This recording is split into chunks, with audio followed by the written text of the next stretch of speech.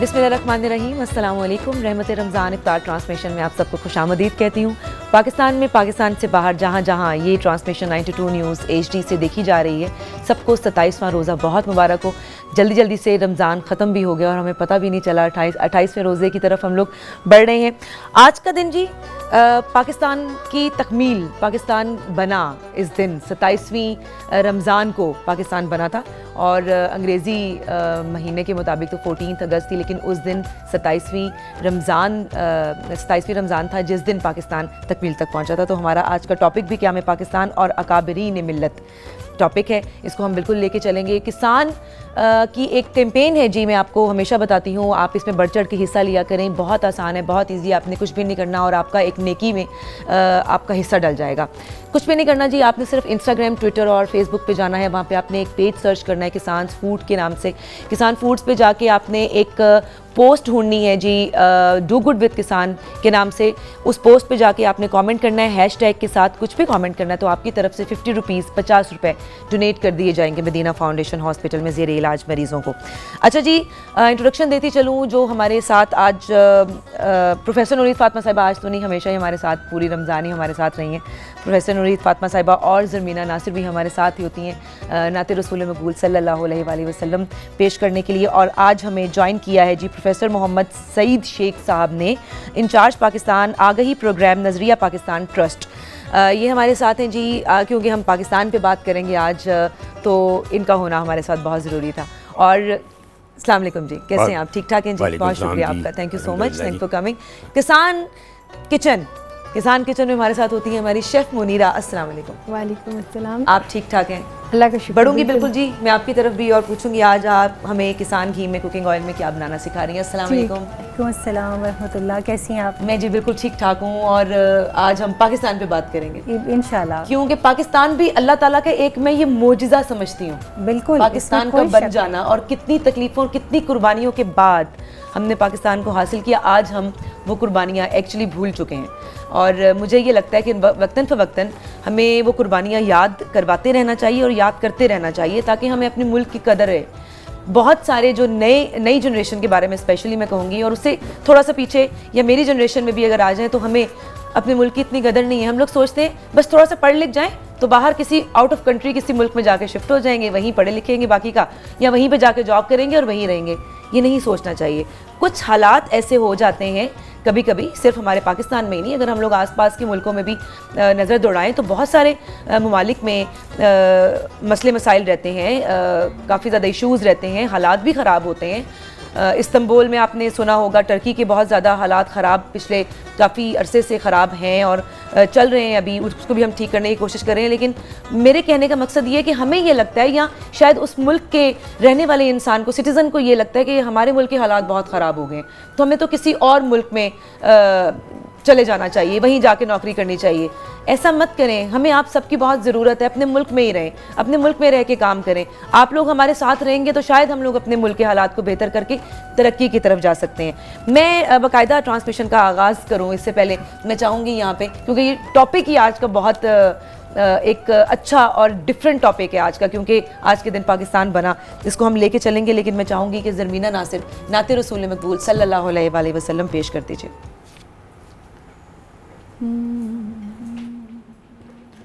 आप सा दोनों जहाँ में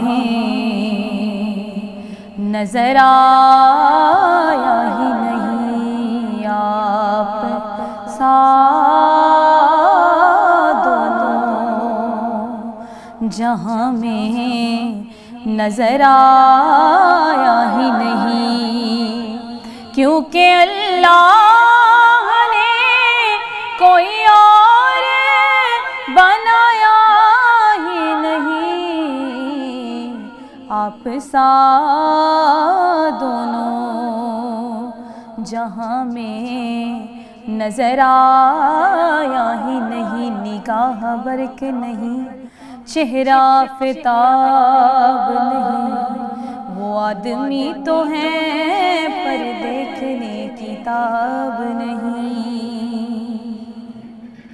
निगाह बरक नहीं, चेहरा आफताब नहीं, वो आदमी तो हैं पर देखने किताब नहीं। उनको बना के खालिक ये नाज से बोला, मेरा जवाब तो तू है पर तेरा जवाब नहीं। आप सा दोनों जहां में नजर आया ही नहीं, और कोई महबूब का सानी ना मुहिब का हमसर, कोई महबूब का सानी ना मुहिब का हमसर। हाँ जी कोई महबूब का सानी ना मुहिब का हमसर,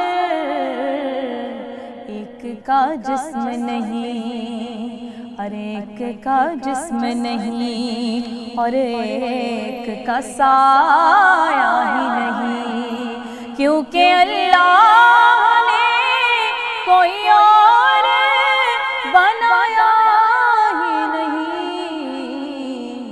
आप सा दोनों जहां में नजर आया ही नहीं, और जिसने पीसा किए कौसर के मैं खाने से, जिसने पीसा किए कौसर के मैं खाने से। हाँ जी जिसने पीसा किए कौसर के मैं खाने से, ऐसा मदहोश हुआ, अरे ऐसा मदहोश हुआ, फिर होश में आया ही नहीं, क्योंकि अल्लाह ने कोई और बनाया ही नहीं। आप सा दोनों जहां में नजर आया ही नहीं, निगाह बरख नहीं, चेहरा आफताब नहीं, वो आदमी तो हैं पर देखने किताब नहीं। उनको बना के खालिक ये नाज से बोला, मेरा जवाब तो तू है पर तेरा जवाब नहीं। आप सा दोनों जहां में नजर आया ही नहीं, आप सा दोनों जहां में नजर आया ही नहीं। सुभान अल्लाह, सुभान अल्लाह, जज़ाकल्लाह। अच्छा जी, मैं प्रोफेसर नूरीद फ़ातिमा साहिबा से ये पूछना चाहती हूँ कि जैसे मैंने आपको कहा कि पाकिस्तान का बनना भी एक मोजज़ा है। बिल्कुल बिल्कुल। तो आप क्या समझती हैं कि इसमें सूफिया कराम का कितना किरदार रहा है, और ये मोजज़ा कैसे सरअंजाम पाया? और अल्लाह ताला की बहुत मदद थी, बहुत मदद थी, लेकिन हमने कुर्बानियाँ भी उतनी ही दी, हमारे बड़े बूढ़ों ने। कोई शक नहीं इसमें। बहुत शुक्रिया। बिस्मिल्लाहिर्रहमानिर्रहीम। अल्लाहुम्मा सल्ली अला सय्यदिना व मौलाना मुहम्मद व अला आलिहि व सहबिहि व बारिक वसल्लम।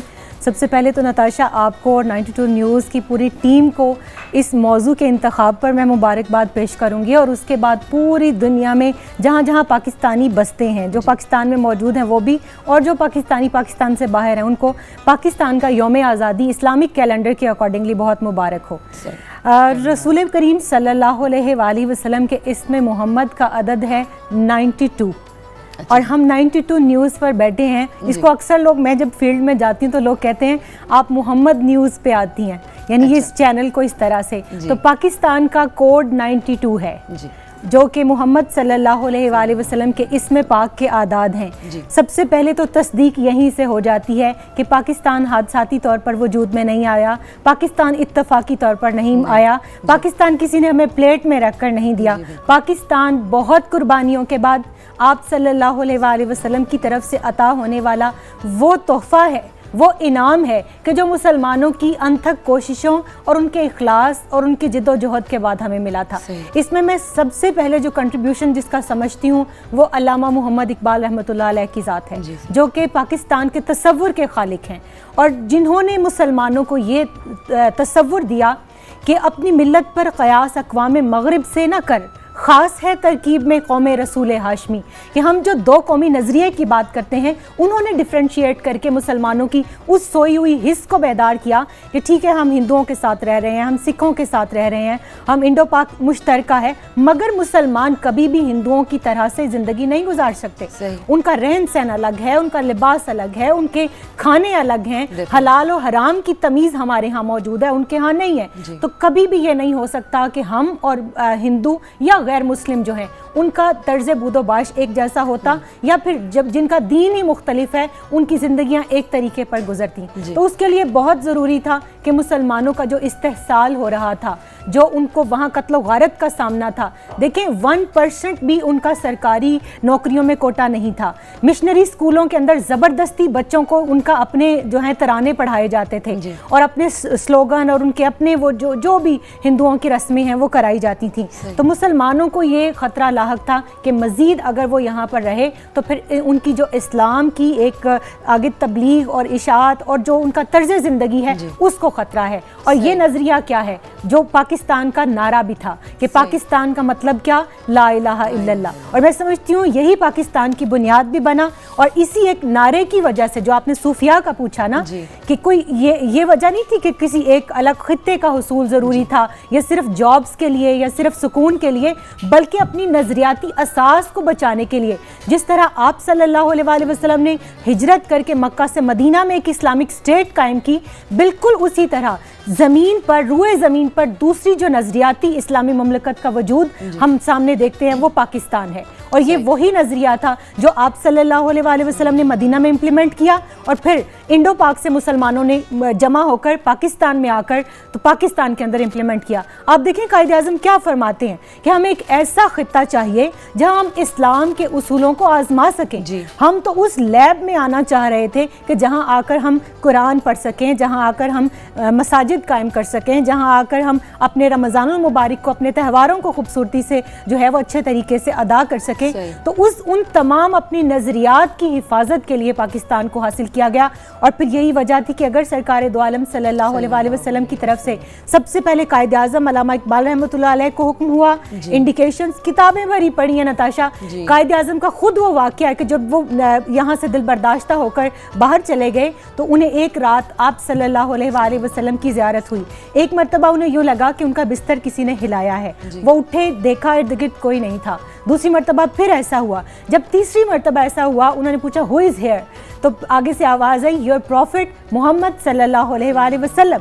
यानी आप सल्लल्लाहु अलैहि वसल्लम ने उसके बाद फिर खुद मोहम्मद अली जिन्ना रहमतुल्लाह अलैह को पाकिस्तान की ये जिम्मेदारी सौंपी कि आप पाकिस्तान वापस जाइए और मुसलमानों की इमामत कीजिए और उनकी क़यादत संभालिए और पाकिस्तान ला इलाहा इल्लल्लाह मुहम्मद रसूलुल्लाह की बुनियाद पर एक अलग खित्ते के हुसूल के लिए कोशिश कीजिए।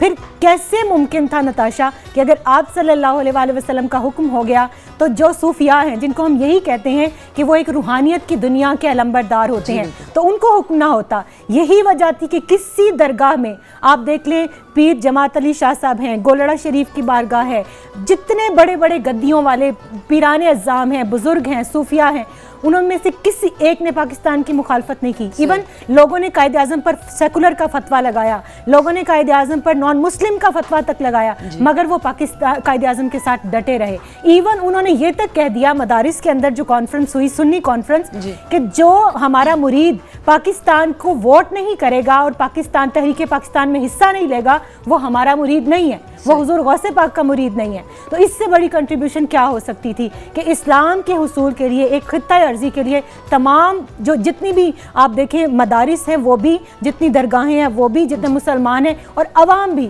और ख़ुद कायदे आज़म कहते हैं कि पाकिस्तान तो उसी दिन वजूद में आ गया था जिस दिन पहला बच्चा जो है उसने नारा लगाया था पाकिस्तान का मतलब क्या, ला इलाहा इल्लल्लाह। तो मैं समझती हूँ ये वो नज़रियाती ममलकत है जिसके हुसूल के लिए इतनी कुर्बानियाँ दी गई हैं। मेरे फोर फादर्स खुद गुरदासपुर, फिरोजपुर से आए हैं। जब उनसे बैठ के कभी ये पूछें मैं बता नहीं सकती आपको अल्फाज में कि वो दर्द भरी कहानियाँ क्या हैं। वो कहानियाँ नहीं है, वो खून से लिखी हुई तहरीरें हैं जो उनके सीने पर हैं। कितनी ही आप जैसी मुझ जैसी बेटियां बहनें थी जिन्होंने अपनी इज्जतें बचाने के लिए कुओं में छलांग लगा दी। हमारे कितने भाई ऐसे थे कि जिन्होंने अपनी जानें कुर्बान कर दी। चविंडा के महाज पर आप देखें, हमारे फौजी जवानों ने जहां पाकिस्तान बनने के बाद तक आप देखें ये हमले होते रहे, उन्होंने अपने जिस्मों से बम बांध के इसकी नजरियाती हिफाजत की, इसकी सरहदों की हिफाजत की। बिल्कुल ठीक है जी। हमारे साथ प्रोफेसर मोहम्मद सईद शेख साहब भी मौजूद हैं। आपका ताल्लुक शोबे सियासत और तारीख से रहा है, मुख्तलिफ तालीमी इदारों में भी अपनी खिदमात सर अंजाम दे चुके हैं। इसके अलावा आप आगही प्रोग्राम नजरिया पाकिस्तान ट्रस्ट के इंचार्ज भी हैं। सर, आपको ये मेरा बड़ा कोई वो सवाल है जो मेरे ख्याल में हर कोई जानना चाहता है और हमें नहीं लगता ऐसा है। आपको लगता है कि ये वो पाकिस्तान है इस वक्त जो कायदे आज़म ने उस वक्त सोचा था बानी पाकिस्तान ने कि मैं ये पाकिस्तान बना रहा हूँ? मैं भी खिराज तहसीन पेश करता हूँ चैनल 92 को कि बड़ा इम्पोर्टेंट इशू है और ये क्वेश्चन आपका बड़ा पर्टिनेंट है। देखें, कायनात में 3 दायरे होते हैं, एक इंसानी दायरा, एक शैतानी दायरा और एक रहमानी दायरा। सही समझ आई ना जी। अब तीनों दायरों में कुव्वतें कार फरमा होती हैं। ठीक। हमने पाकिस्तान बनाया, सैयद अली हजवेरी ने कहा, अल्लामा इकबाल को जैसा उन्होंने खुद कहा है कि मुझे रोशनी मिली सैयद अली हजवेरी से खुतबा इलाहाबाद से कुछ चंद महीने पहले, और मैंने ये खुतबा इलाहाबाद दिया जी। अच्छा, पाकिस्तान बनाने में अकाबरीन ने काम किया। हज़रत मुजद्दिद सानी रहमतुल्लाह अलैह से 350 साल पहले पाकिस्तान बनने से वो आइडिया दे चुके थे। अच्छा। पाकिस्तान उनकी आइडिया के मुद्दा पे बना, सब कुछ हुआ, लेकिन अल्लाह ताला का अपना एक सिलसिला है खातून कि एक नेमत आपको देता है अल्लाह ताला, जी। आप उसकी कदर नहीं करते, बिल्कुल। तो फिर वो नेमत तो छिन जाती है। 71 में हमारे साथ मेरी अजीज़ा जो वाक़या हुआ है, खून के रंग, मैं तो उस वक्त एक कॉलेज में पढ़ाता था, ये मेरे सामने का वाक़या है। फॉल ऑफ ढाका स्कूते बगदाद की तय के बाद सबसे बड़ा सानहा मिल्लत इस्लामिया को हुआ है जी। ये हमारी अपनी नाअहलियों का सबूत था। सही। दूसरों को दोष देना बात की बात है, सही। दूसरों को दोष देना। मुझे 67 की एक बात याद आती है, तारीख़ का तालिब इल्म ना, 67 में अरब इसराइल जंग हुई जी। इसराइल जीत गया। इसराइल के उस वक़्त के वज़ीर थे डेविड गोरियन। ठीक। डेविड गोरियन ने बाद में अपनी पार्लियामेंट में बयान दिया कि ये तो अरब तो चीज़ ही कोई नहीं है हमारे लिए। सही। असल जो मसला है हमारे लिए वो पाकिस्तान है। सही। हमें पाकिस्तान को ख़त्म करना है, तबाह और बर्बाद करना है।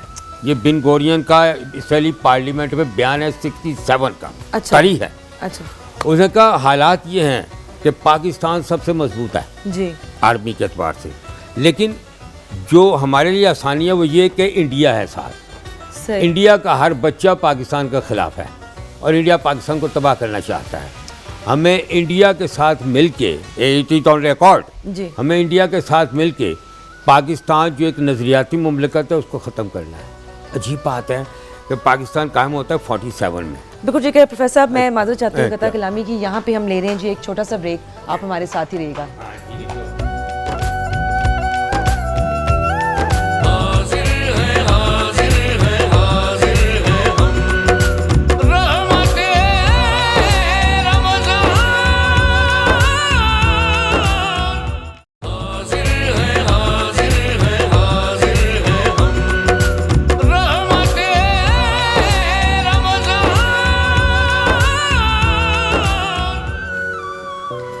जी वेलकम बैक। आप आ चुके हैं वापस रहमत रमज़ान इफ्तार ट्रांसमिशन में, और ये ट्रांसमिशन आप देख रहे हैं 92 न्यूज़ HD पे।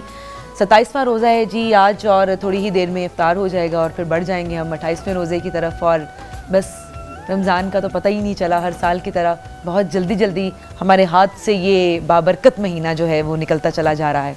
तो एक और ताक रात अभी आगे है जिसका हम भरपूर फ़ायदा उठा सकते हैं। 29वीं की जो रात है वो भी ताक रात होती है, शब कदर उसको भी कहा जाता है, क्योंकि ढूंढने के लिए कहा गया है आखिरी के 10 दिनों में रमज़ान के कि ताक रात शब कदर को ढूंढा जाए। तो वो जो कुछ मखसूस डेट्स हैं वो सारी गुजर गई, ऑलमोस्ट एक रह गई है। अच्छा जी, मैं आपकी तरफ बढ़ूँगी शेख साहब, कंटिन्यू कीजिएगा। मैंने ब्रेक पे जाने से पहले मैं ये अर्ज़ कर रहा हूँ कि अगर आप एफर्ट्स ना करें, सुस्त पड़ जाएं उस मकसद जिस मकसद के लिए आपने की चीज़ हासिल की है, तो दुश्मन कुव्वतें जो हैं वो तो फिर एक्टिव हो जाती हैं। अच्छा जी। हम अपने मकसद से भूल गए। जी। पाकिस्तान बनने से बाद हमें ट्रेजिडीज भी आई। कायद-ए-आज़म और लियाकत अली के इंतकाल के बाद मंजिल उन्हें मिली जो शरीक सफ़र न थे। सही। तो उन लोगों ने आपाधापी पर गई, फिर मार्शल लॉ आ गया, उनका अपने मकासद थे। लेकिन इससे ये हुआ कि वो दुश्मन कुव्वतें जो पाकिस्तान को 6 माह में ख़त्म करना चाहती थी जी, उनको फिर मौका मिल गया। इसराइल, इंडिया, अमेरिका, रशिया, ये सारे मुत्तहिद थे कि 2 कौमी नज़रिए की बुनियाद पे बनने वाला जो मुल्क है, दूसरी रियासत बनी है 1366 साल के बाद, उसको ख़त्म किया जाए। सही। तो उनको फिर मौका मिल गया। मुझे याद है 1971 में रशिया खुलम खुला इंडिया के साथ था, इसराइल खुलम खुला इंडिया के साथ था, अमेरिका एज एवर मुनाफकत कर रहा था जी। और इंडिया तो था। तो फिर कसूर तो हमारा है, हमारा दुश्मनों का कसूर नहीं जी। है। अगर आप अंदर से कमज़ोर हो जाएं तो फिर दुश्मन तो अटैक करेगा। सही। दुश्मन ने अटैक किया और आगे पाकिस्तान 2 लख्त हो गया। लेकिन इसमें भी अल्लाह की एक, मैं आपको बताऊं, अल्लाह की एक हिकमत इसमें भी होती है। जी। पाकिस्तान 2 लख्त हो गया, बांग्लादेश की आइडेंटिटी कायम है। आज नहीं कल जी। बांग्लादेश एक इस्लामी मुल्क की हैसियत से उभरेगा। सही। अब एक और मसला जो पेश आ रहा है उसको हमें देखना है। जब पाकिस्तान 1971 के बाद भी कायम रहा है, अल्लाह के फजल से कायम रहा और फिर न्यूक्लियर पावर बन गया, जी। तो बैनुल अक़वामी कुव्वतें जो एंटी पाकिस्तान, उन्हें एक और चाल चली है। ये सार्क क्या है?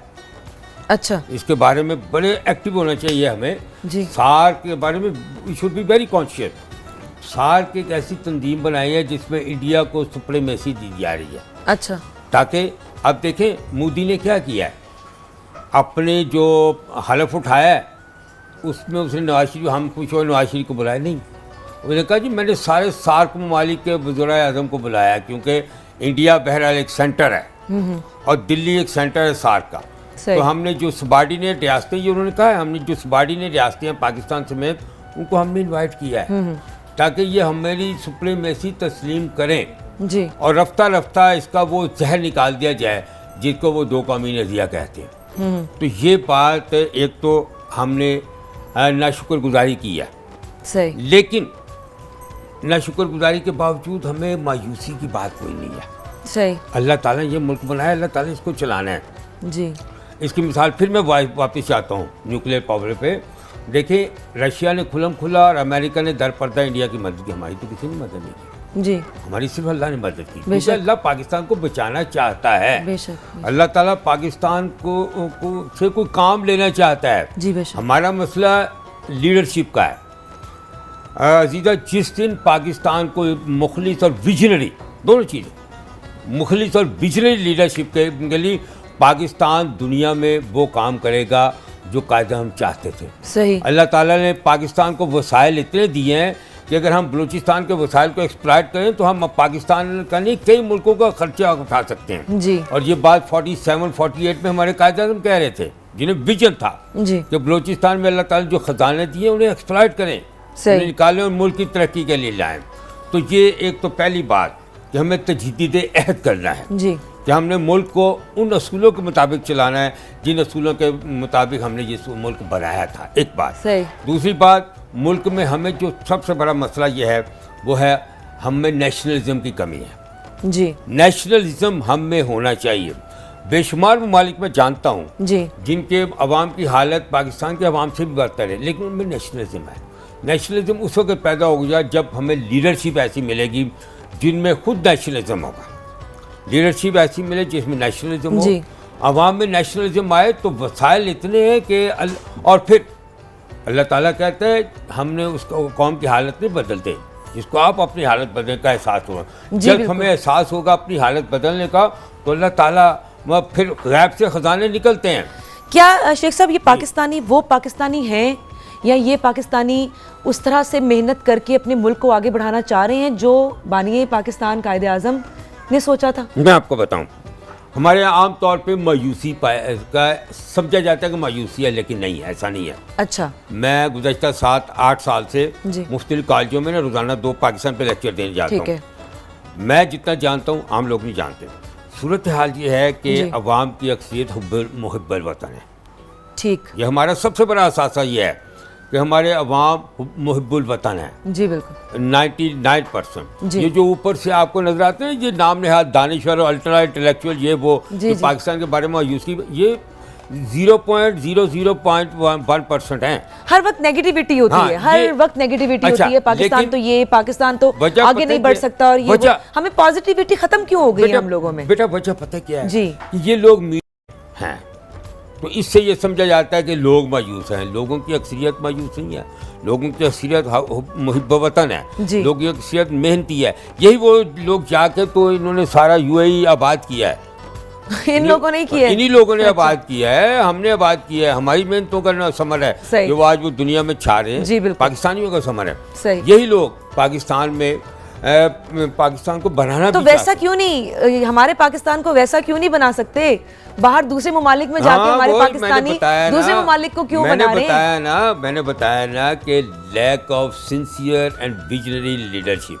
सही, हमारी लीडरशिप या तो सिंसियर नहीं होती या विजनरी नहीं होती। किसी को वो कहते हैं एक का वज़ीर आज़म ऐसा है जो बात समझता ही नहीं, सही, और दूसरा वज़ीर आज़म जो बात समझता है तो मानता नहीं। जी, भाई ये सूरत हाल चल रही जी। है। हाँ, कभी एक आता है कभी वो, तो बात जिस दिन वो आ गई लीडरशिप हमें मिल गई जी। जो विजनरी भी हो और मुखलिस भी हो।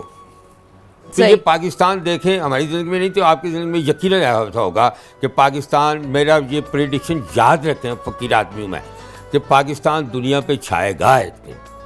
ये सही। वक्त आना है। 27 रमज़ान के बारे में अल्लाह ताला ने ये खुद कहा कुरान पाक में जी। कि इस रमज़ान, इस तारीख को हम हिकमत देते हैं। जी। मुझे इजाज़त है मैं वो कुरान पाक के तर्जुमा एग्जैक्ट मैं आपको सुनाऊँ आप वो लास्ट में करना चाह रहे थे ना? लास्ट पे। हाँ, वो जरूर कीजिएगा। वो तर्जुमा जी, जी, जी। कुरान पाक बार बार कहता है 27 रमज़ान के बारे में और शब कदर के बारे में जी। कि इसमें हिकमत उतारी जाती है।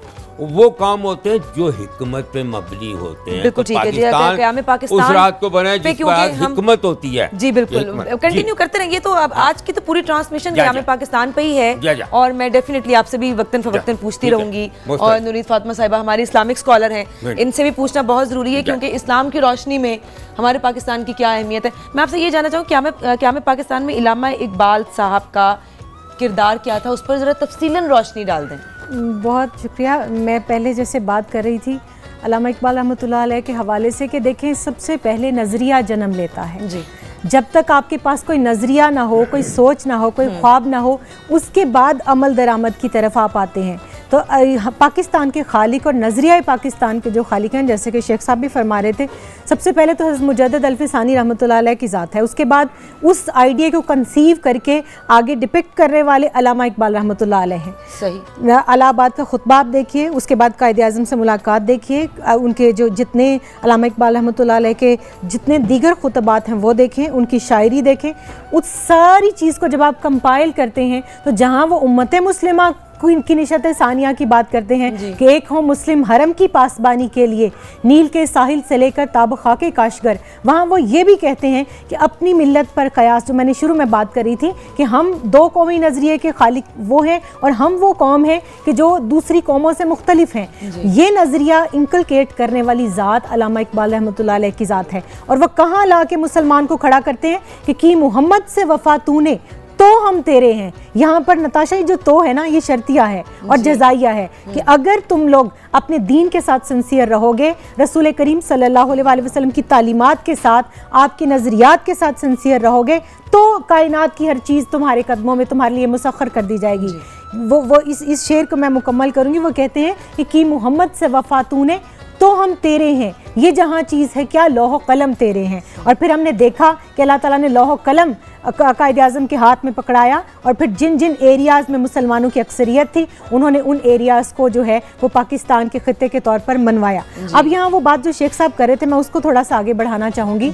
आप देखें कि लोगों के अंदर अक्सर ये बात फैलाई जाती है कि हम पाकिस्तान से मायूस हो गए हैं। ऐसा कतई नहीं है, किसी पाकिस्तानी के अंदर कोई मायूसी नहीं है। हाँ, इस चीज़ का एतराफ़ जैसे शेख साहब कर रहे हैं मैं भी करूँगी, जो इकबाल ने कहा था कि तकदीर के काजी का ये फतवा है अज़ल से, है जुर्म ज़ईफ़ी की सज़ा मर्ग मफाजात। हमारा अगर एक हिस्सा अलग हुआ है तो फिर क्यों हुआ है, हमें आज ये सोचना है। और यहाँ पर नताशा मैं एक बात करूँगी कि जब रमज़ानुल मुबारक के हवाले से हम बात करते हैं और फिर आज जैसे मैं बात कर रही हूँ यहाँ पर पाकिस्तान और क़याम पाकिस्तान के हवाले से, तो हमें ये ज़रूर सोचना चाहिए। अच्छा जी, कि मैं बिल्कुल आपसे कंटिन्यू करती हूँ क्योंकि अफ्तार का टाइम होने वाला है, तो मैं चाहूँगी कि मैं किसान किचन की तरफ बढ़ूँ। और शेफ़ मुनीरा, आज आपको अफ्तारी में क्या बनाना सिखा रही हैं? किसान cooking oil, canola oil, sunflower oil और घी में। जी बिल्कुल, आज मैं बना रही हूँ बादामी कोरमा और साथ में बना रही हूँ चना पुलाव और साथ में बना रही हूँ जो ड्रिंक में है वो चॉकलेट मिल्क ड्रिंक बना रही हूँ। चावलों को मैंने स्टेप बाय स्टेप जैसे कि आमतौर पे बनाया जाता है वैसे ही बनाया है चने को, और उसको मैंने अभी दम पे रखा हुआ है। और जो बादामी कोरमा है उसके लिए है कि इसकी थोड़ी सी इसमें मैंने बादाम की पेस्ट डाली है और बादाम मैंने उबाल ली है और अब इसको मैं कर रही हूँ। इसको देख सकते हैं आप, अब इसका शोरबा भी बन सा रहा है थोड़ा सा ना। जी जी, तो भी हो रहा है थोड़ा सा। चावलों को मैंने दम पे दे दिया हुआ थोड़ा सा। तो इसका कुछ तरीकाकार कुछ इस तरह से है। बादामी कोरमा सबसे पहले मैं बताती हूँ आपको। इसके लिए चिकन लिए मैंने तकरीबन 1 किलो और प्याज लिए तकरीबन 3 अदद। इसका बहुत सा सिंपल सा तरीके कि आपने इसकी जैसे हमेशा मैं बताती हूँ ग्रेवी पहले बनती है जी। आप पहले इसकी ग्रेवी सी बनाएं जिसमें प्याज सबसे पहले डलते हैं, उसके बाद अदरक लहसुन की पेस्ट ऐड होती है और उसके बाद आपने टमाटर प्यूरी ऐड करनी है और उसकी अच्छी तरह से आपने उसको भूनना है। उसके बाद आपने इसमें चिकन ऐड कर देना है और चिकन को आपने इसमें पकाना है। जो मैंने स्पाइसेस बताए वो हमेशा मैं दही में ऐड करती हूँ या उसमें टमाटर प्यूरी में, वो इसलिए क्योंकि थोड़े अच्छी तरह से मिक्स होकर उसका फ्लेवर थोड़ा सा अच्छा निकलता है। अगर आप एक एक करके डालेंगे तो थोड़ी सी कभी क्वांटिटी रह भी जाती है, लेकिन आप अगर पूरी एक अपनी क्वांटिटी डाल लें जो आपको रेसिपी में बताई जाती है और प्लेट में मिक्स करके आप उसको फिर डाल दें एग्जैक्ट करके, तो वो ज़रा इजी और थोड़ा सा उसका फ्लेवर का आपको पता भी चल जाता है। सही। तो उसको बनाया, साथ में से मैंने ऐड किया है उसका इलायची पाउडर थोड़ा सा ऐड किया है, साथ में इसमें डाली है मैंने बादाम। और बादाम कुछ मैंने उबाल लिए, कुछ वैसे होते हैं कि जो बादामों को एज इट इज़ डाल देते हैं, लेकिन बादामी कोरमे में इसको वाइट लुक भी दे सकते हैं, वाइट ग्रेवी भी रेड भी। मैं इसको आज रेड में बना रही हूँ और क्योंकि रेड में ज़रा बादाम वाइट जब होंगे तो थोड़ा सा अच्छी इसकी थोड़ी सी प्रेजेंटेशन भी अच्छी होगी। और बादामों को उबाल के डालना है आपने, ऐसे नहीं डालना, क्योंकि ऐसे डालेंगे तो वो उसका टेस्ट नहीं आएगा। इसमें ये बिल्कुल ग्रेवी में मिक्स हो जाएंगे और हम इसको एज इट इज़ इसको आधे डाल देंगे, थोड़ा सा इसका फ्लेवर भी आ जाएगा। अच्छा। और साथ ही इसमें थोड़ा सा वो भी हो जाएगा। और जो इसकी चना पुलाव है उसके लिए जो ये आपकी जो मेन एक टिप है वो यही है कि आपने प्याज को हल्का सा फ्राई कर लें और अदरक को आपने डार्क ब्राउन करना है। कुछ को जैसे कि काले रंग के जो होता है पुलाव जो उसका डार्क कलर सा हो जाता है वो बहुत अच्छा करता है। मैं वैसे मोस्टली वाइट कलर में बनाती हूँ, वो मुझे थोड़ा सा अच्छा लगता है। तो उसमें ये कि आप प्याज को हल्का सा फ्राई करें, अदरक को भी हल्का सा करें। अगर आपने उसकी थोड़ी सी डार्क करनी है कि आपके पुलाव का कलर थोड़ा सा डार्क कलर हो तो आप इन दोनों को बिल्कुल जला लें। जलाने से मुराद ये नहीं कि बिल्कुल जला लें, मतलब इसको डार्क ब्राउन कर लें बिल्कुल उसका कलर, वरना आमतौर पर प्याज को पिंक कलर में बनाया जाता है, थोड़ा सा गोल्डन ब्राउन में ना, उसकी थोड़ी सी लुक पिंक कलर में होती है।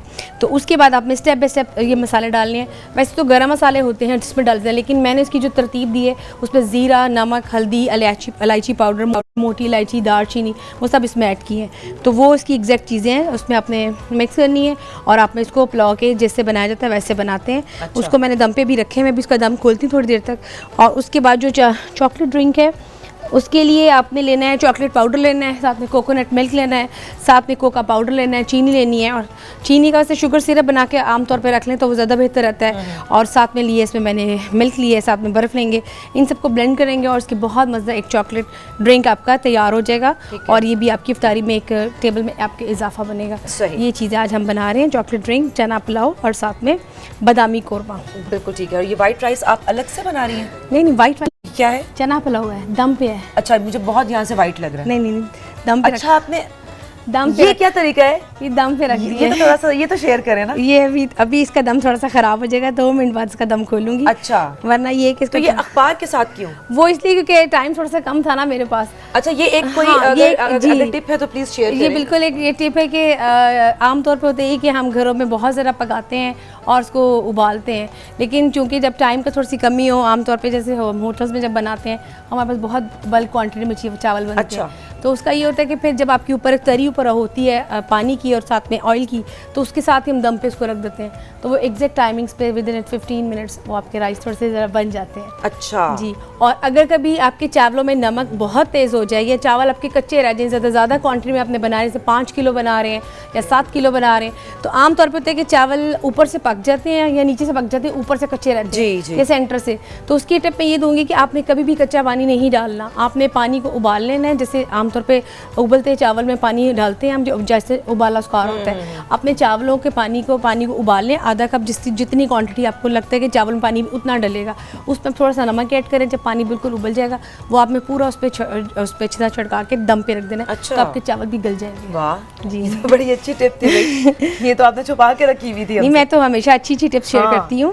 और आपको पता नहीं है किसान का किचन है तो फिर टिप्स ना हो तो जाहिर कैसे हो सी बात सकता है। है। और आपका किचन भी तो बड़ा खूबसूरत है। बिल्कुल, तो इसलिए जिस ये किचन में आप काम कर रही हैं। जी, वेयरलैंड किचन और खूबसूरत भी बहुत है। और जी। दूसरा ये कि मेरी कोशिश होती है कि जो आपके पास नॉलेज है आप उसको ज़रूर ट्रांसफ़र करें और आप अगले को बताएं ताकि अगले की चीज़ काम भी है। तो ये छोटी छोटी टिप्स हैं, ये बड़ी इंपॉर्टेंट टिप्स हैं। जैसे कि ये बादामी कौरमा के मैंने बारे में बताया कि बेसिकली कौरमा ही बनेगा, लेकिन इस पर जो पेस्ट डलेगी, बादामों की पेस्ट डलेगी और बादामों की प्रेजेंटेशन होगी और बादामों का उसमें टेस्ट आएगा। अगर पेस्ट को मिल्क में बनाएंगे, क्रीम में बनाएंगे, योगर्ट में बनाएंगे तो उसका बिल्कुल एक डिफरेंट सा टेस्ट हो जाएगा। तो ये वेरिएशन है, जब आप बनाते हैं आपकी बहुत अच्छी एक इजाफा भी हो जाता है। mykisankitchen.com पे आप जो अपनी रेसिपीज देती हैं, वो क्या यही सारी रेसिपीज हैं? जी, बिल्कुल। या जो आप पहले आज जैसे आपने बना लिया, आपने एक रेसिपी आज बता दी, शेयर कर दी, वही आप फिर अपलोड कर देती हैं? जी, वो भी होती हैं। और हमने बहुत सी रेसिपीज़ जो ऑलरेडी शेयर कर चुके हैं और जो अभी आगे करनी है, उसमें हमारे बिल्कुल पेज में है, जिसको मैं बार बार कहती हूँ कि आप इस पेज पे जाएं, आपको बहुत सी रेसिपी मिलेंगी।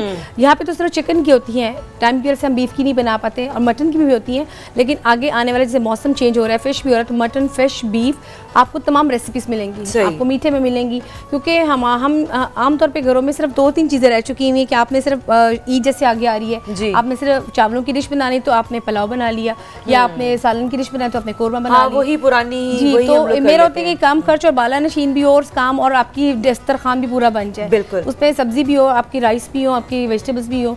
तो मेरा मैंने इस महीने पूरे जितने भी मेन्यूज लेके आई हूँ, कंप्लीट मेन्यू लेके आई हूँ, और हर रोज डिफरेंट, अभी तक कोई रिपीट नहीं मैंने किया।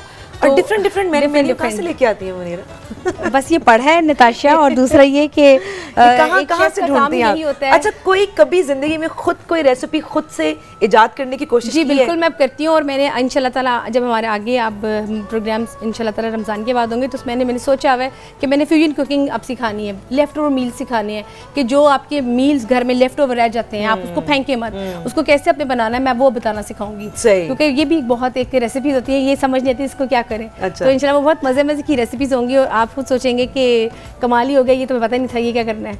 और कई चीज़ें ऐसी होती है हमारे किचन में, जैसे सूजी होती है, पड़ी रहती है, उसको कोई छेड़ता नहीं, अभी ईद पे छेड़ा, उसके बाद नहीं किसी ने छेड़ना। वो कितनी कारामद है, उसकी क्या क्या, उससे क्या क्या हम बनाएंगे। आज का ये जो आप बना रही हैं, अपनी डिश बना रही हैं, ये कैनोला में है, जी, ये है, ये है। मैंने घी में बनाया है चना पुलाव। अच्छा जी, इसको मैंने जरा खुशबू के ये लिए किसान घी में बनाया मैंने। और जो मैंने बादामी को ये मैंने किसान सनफ्लावर में बनाया। आप देख सकते हैं इसकी लुक, इसने ऊपर अपना ऑयल छोड़ दिया हुआ है और ऑलमोस्ट ये रेडी हो चुका हुआ है। Very nice. कोरमा रेडी हो चुका है, इसको बस अभी दम पे रखा है। ये इम्तिहान मत दिया करें, हम सबका पहले ही इम्तिहान होता है। बिल्कुल, ये मैं व्यूअर्स से भी शेयर करूंगी कि जो भी मेरी बनाई हुई रेसिपीज होती हैं, अगर आप किसान ऑयल में, किसान घी में ट्राई करेंगे तो आपको, जैसे मैं आपको यहाँ नज़र आ रहा है, डेफिनेटली आपको भी वैसा नज़र आएगा। और दूसरी चीज़ कि अगर जो भी चीज़ आप बना रहे हैं अपने दिल से और अपने प्यार से बनाएंगे और आपने खुद सोच के बनानी कि मैंने बनानी है, तो ऐसी ही बनेंगी। अगर ये सोचेंगे कि भी खुद ब खुद टेस्ट आ जाता है और टेस्ट आ जाता है। चलें जी, यहाँ पे लेते हैं एक छोटा सा ब्रेक, हमारे साथ ही रहिएगा।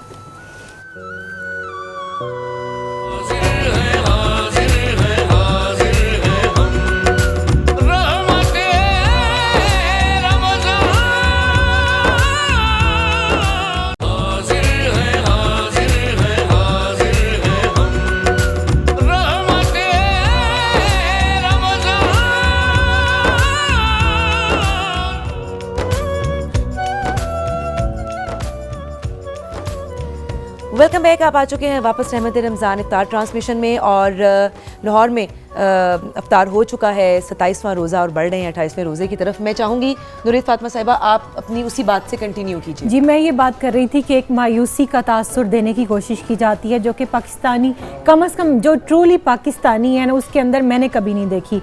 और क्यों हो, लेकिन जिस मुल्क के अंदर सूफ़ी बरकत अली साहब जैसे लोग ये कह दें कि आने वाले अदवार के अंदर पाकिस्तान को मैं वहाँ देख रहा हूँ कि इसकी हाँ और इसकी ना में अक़वाम आलम के फैसले हुआ करेंगे। फिर जहाँ वासिफ़ अली वासिफ़ रहमतुल्लाह अलैह वो ये कह रहे हों कि पाकिस्तान एक नूर है और नूर को ज़वाल नहीं है। फिर देखिए, हम सब भी तो यहाँ मौजूद हैं कि पाकिस्तान की अगर आप देखें इक़्तिसादी सूरत हाल को देखें, इसकी सियासी सूरत हाल को देखें, तो वो मुझे अरबी का मक़ूला याद आता है कि अन्नासु अला दीनी मुलूकिहिम, कि अवाम अपने जो अकाबिर होते हैं, जो उनके हुकूमत के नुमाइंदे होते हैं, जो उनके सल्तनत के नुमाइंदे होते हैं, उनके दीन पर होते हैं। तो ऊपर से लेके नीचे तक हम हर रोज़ यहाँ बैठकर करप्शन का रोना रोते हैं। इसके बावजूद अगर पाकिस्तान खड़ा है, अगर पाकिस्तान सरवाइव कर रहा है, तो कोई तो कुव्वत है ना कि जो उसको खड़ा रख रही है। और ये कौन सी कुव्वत है? ये वही कुव्वतें हैं नताशा जो हम बात कर रहे थे कि 65 वॉर में आप देखें कि वो हमने नहीं लिखा,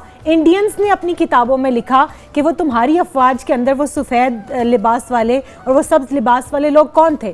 फिर जब हम कुर्बानियों की बात करते हैं तो आप ये देखें कि ये वो जज्बे हैं। मुझे याद आ रहा है कि एक हमारे साइंटिस्ट हैं बशीर साहब, सुल्तान बशीर साहब, वो अपना वाक़या सुनाते हैं कि पाकिस्तान कैसे हासिल किया। आज अगर मुझ जैसे लोगों को उनकी इन कुर्बानियों की कदर है तो कोई वजह नहीं है कि पाकिस्तान तरक्की नहीं करेगा और हम तश्कील पाकिस्तान की तरफ नहीं जाएंगे। वो कहते हैं कि हम हमारी माओं के साथ, हमारे वालिद ने हमें दरिया के किनारे खड़ा कर दिया और उन्होंने कहा कि बुलवाइयों के साथ जब हमारी अब जंग हो, झड़प हो, और अगर तुमको अल्लाह अकबर की आवाज़ आए तो समझ लेना कि हम कामयाब हो गए, लेकिन अगर उनके नारों की आवाज़ आए तो बच्चों समेत दरिया में कूद जाना।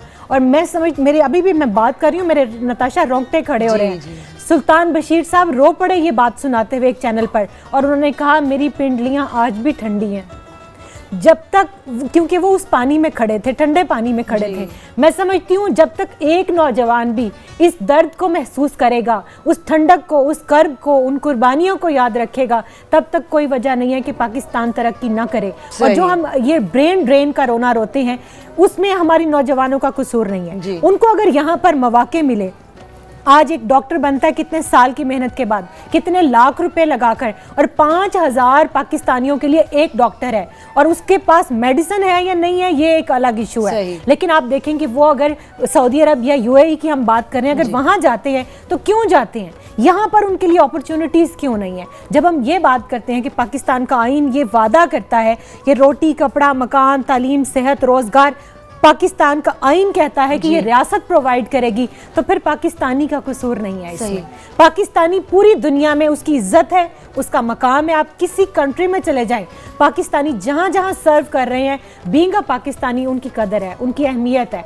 हाँ, अगर कुछ जगहों पर करप्शन हो रही है तो वो मैं समझती हूँ कि इंटरनेशनली हमारे हुक्मरानों ने पाकिस्तान को मजाक बना दिया है। ये पनामा लीक्स देख लें आप, लोग बाहर से पैसा लाते हैं पाकिस्तान के अंदर, अपने मुल्कों के अंदर, और यहाँ से पाकिस्तानियों का पैसा, उनका माल, उनके हक लूट लूट के बाहर ले जाया जा रहा है। वो फिर क्यों ना अपने गुर्दे बेचें, वो फिर अपने बच्चों पर बराए फरोख्त का कतबा क्यों ना लगाएं। तो मैं समझती हूँ कि नीचे से लेके ऊपर तक आज हर पाकिस्तानी को ज़रूरत है कि वो पाकिस्तान से मुहब्बे वतन होने का दावा तो करता है, मगर अमली तौर पर ये देखें कि मुझे तो अल्लाह ने ये मुल्क दिया, पाकिस्तान ने मुझे बहुत कुछ दिया, मेरे अकाबिर ने बहुत कुछ दिया, बट मैंने पाकिस्तान को क्या दिया है, मैंने क्या कंट्रीब्यूट किया है, being a Pakistani, being a Muslim.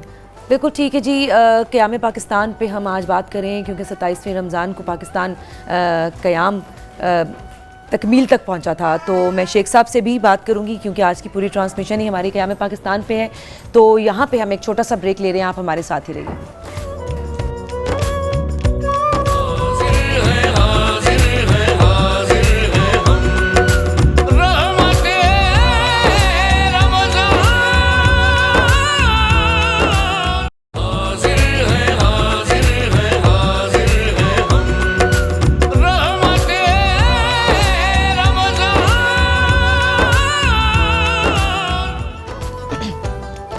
Ji ji welcome back. आप आ चुके हैं वापस रहमत रमज़ान इफ्तार ट्रांसमिशन में, और आपने रेसिपी सुन ली थी, देख ली थी, जो हमारी डिशेस बनी हैं शेफ़ मुनीरा ने बनाई हैं।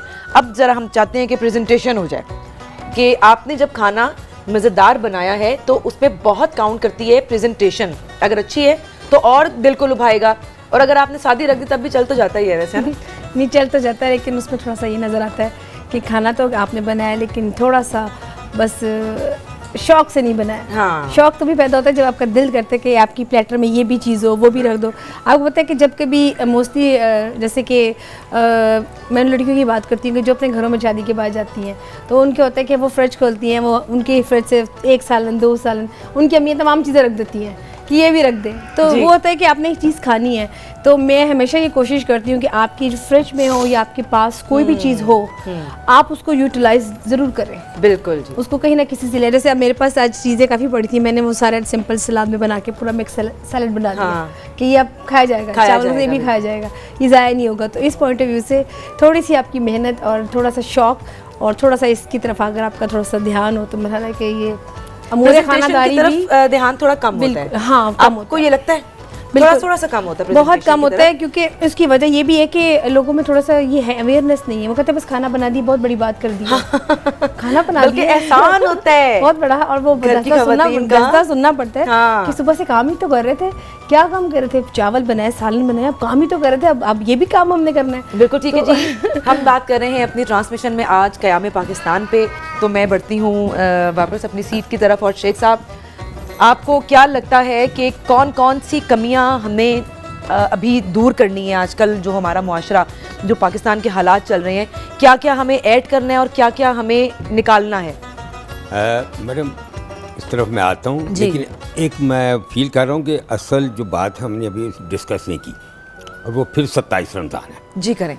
27 रमज़ान की तारीख का तय होना एक बहुत अजीब बात है।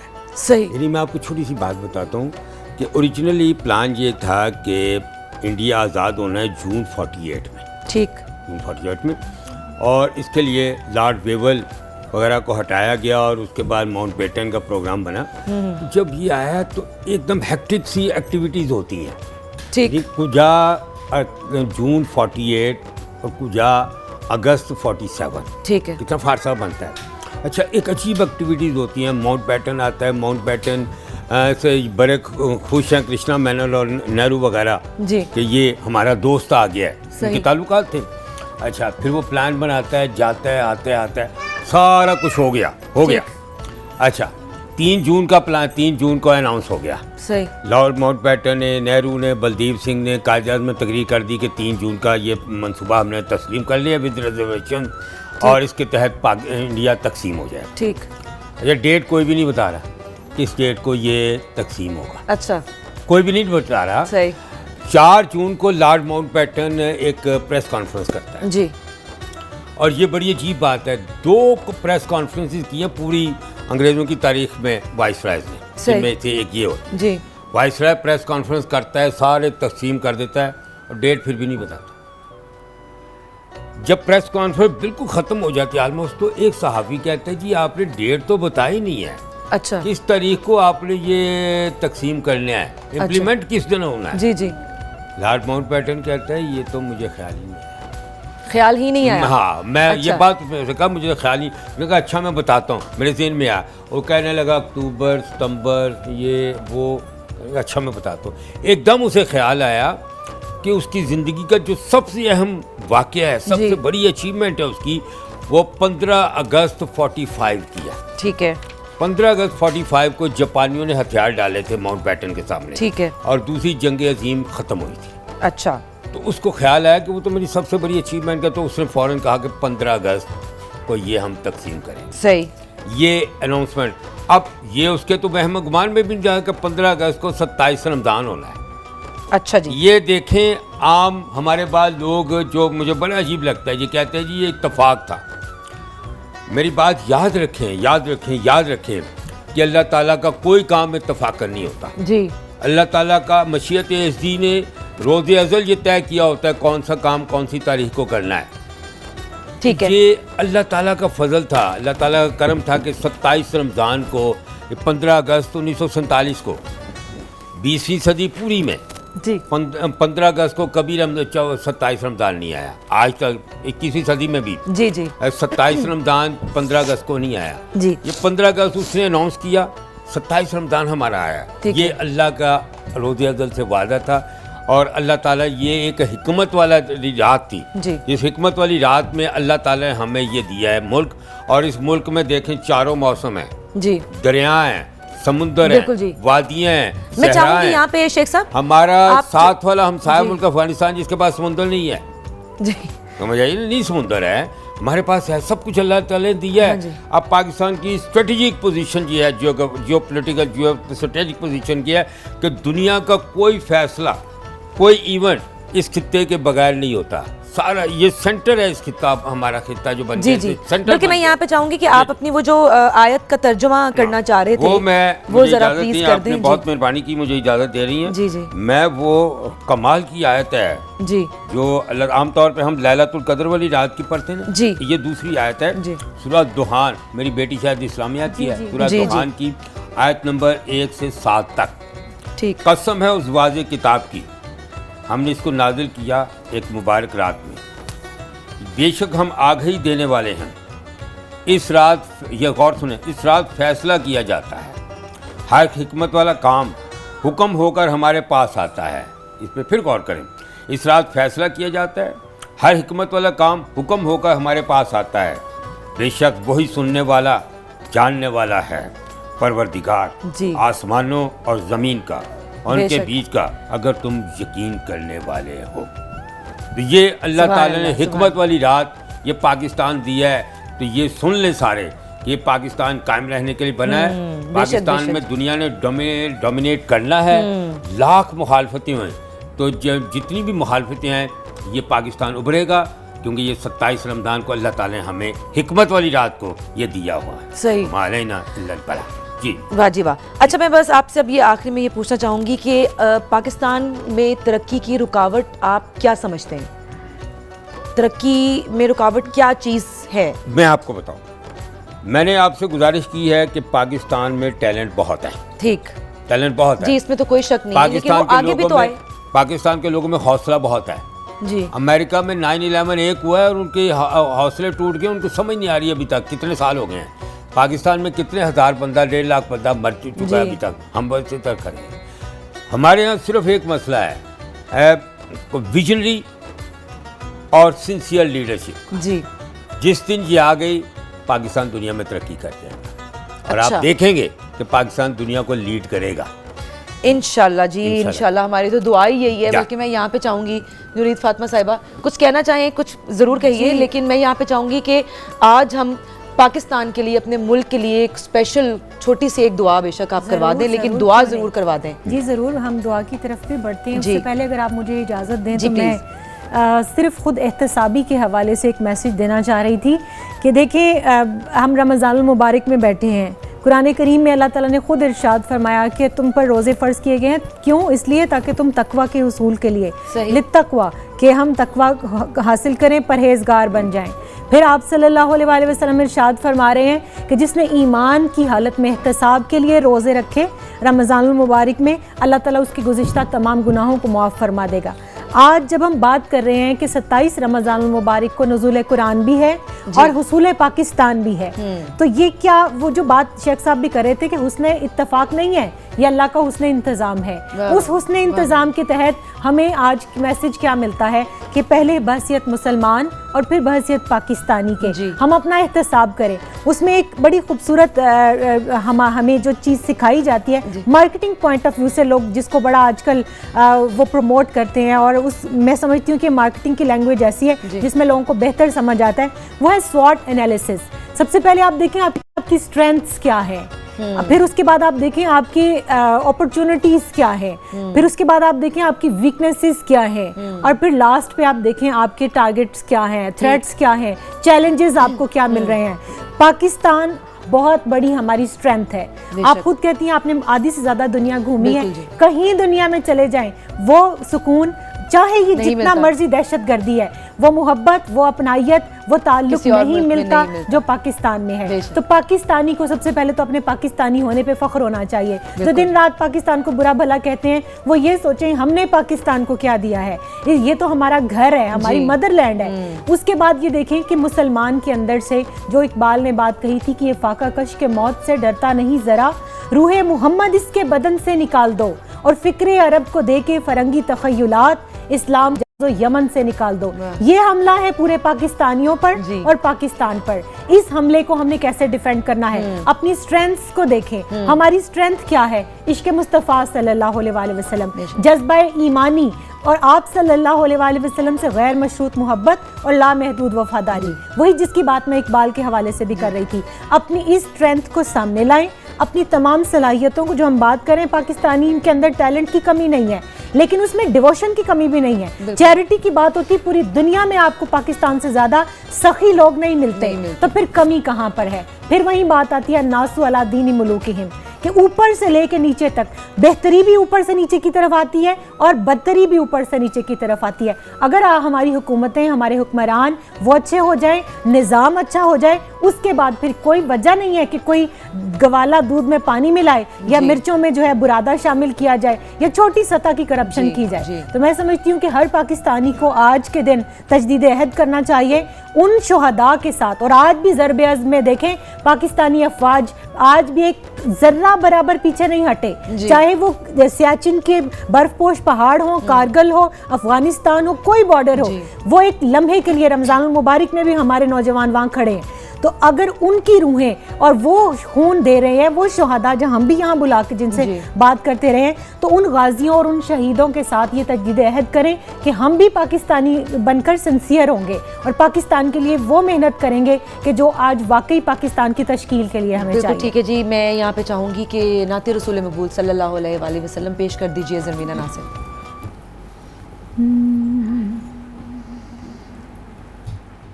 सुएला नज़ार फिरते हैं, वो सुएला नज़ार फिरते हैं, वो सुएला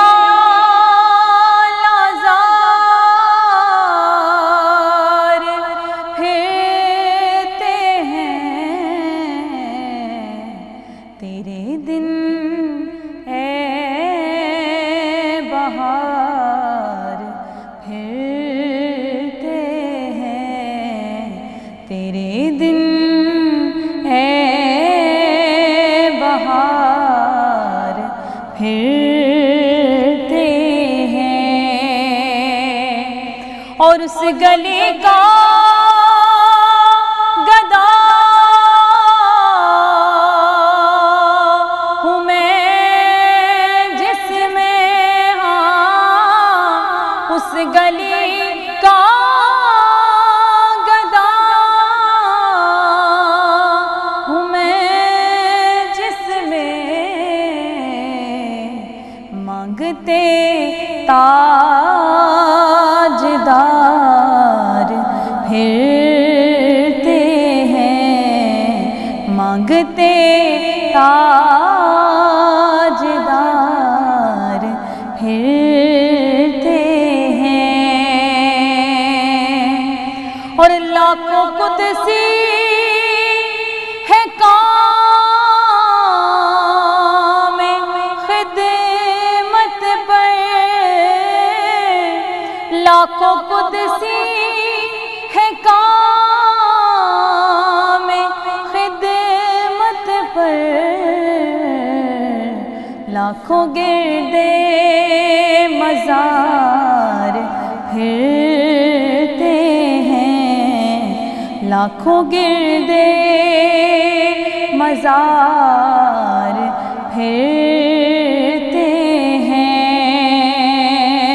और फूल क्या देखो मेरी आँखों में, हाँ फूल क्या देखो मेरी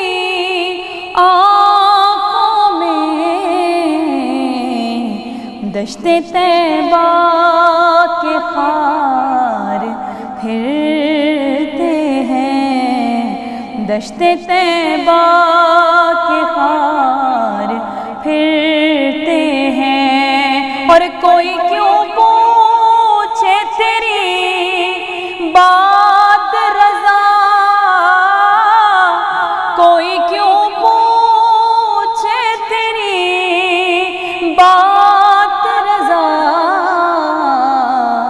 तुझसे कहते हजार फिरते हैं, तुझसे कहते हजार फिरते हैं। वो सुए लाल नज़ार फिरते हैं। सुभान अल्लाह, सुभान अल्लाह, जज़ाकल्लाह। इकबाल की एक जी। बात याद आती है कि नात कहने के लिए अहमद रज़ा साहब जैसा इश्क और इल्म चाहिए। वाह और वाह, इस नात से देखें। बिल्कुल जी। मैं नुरीत फातिमा साहिबा आपसे रिक्वेस्ट करूंगी कि पाकिस्तान के लिए स्पेशल दुआ करवा जी, दीजिए, ज़रूर, हालात बेहतर हो जाएं, अल्लाह ताला पाकिस्तान के बिस्मिल्लाहिर्रहमानिर्रहीम। अल्लाहुम्मा सल्लि अला सय्यदिना व मौलाना मुहम्मदिन सलातन तुनज्जीना बिहा मिन जमील अहवाली वल आफाति व तक़दी लना बिहा मिन जमील हाजात व तुतहिरुना बिहा मिन जमील ज़ुनूबि वल अमरादि व सय्यिआत व तरफ़उना बिहा इंदका अला दरजाति व तुबल्लिगुना बिहा अक़सल गायात मिन जमील खैराति फ़िल हयाति व फ़िल ममाति व बअदल ममात इन्नका सरीउल मुजीबुद दावाति बिरहमतिका या अरहमर राहिमीन। रब्बना आतिना फ़िद दुनिया हसनतन व फ़िल आखिरति हसनतन व क़िना अज़ाबन्नार। ए अल्लाह करीम, हम सब पाकिस्तानी तेरी बारगाह में शुक्र अदा करते हैं कि तूने हमें गहवारा अमन दिया। ए अल्लाह करीम, हम पाकिस्तान के हुसूल पर आज के दिन तक जितनी कुर्बानियाँ दी गईं उन सबको तेरी बारगाह में पेश करके उनके खून के सदक़े से तुझसे पाकिस्तान की बका, इसकी सलामती, इसकी तरक्की और इसके इस्तेहकाम की दुआ मांगते हैं। बारी ताला इसको तरक्की अता फरमा, इसको अल्लाह करीम पूरी दुनिया में इस्लाम का रोशन कला बना दे।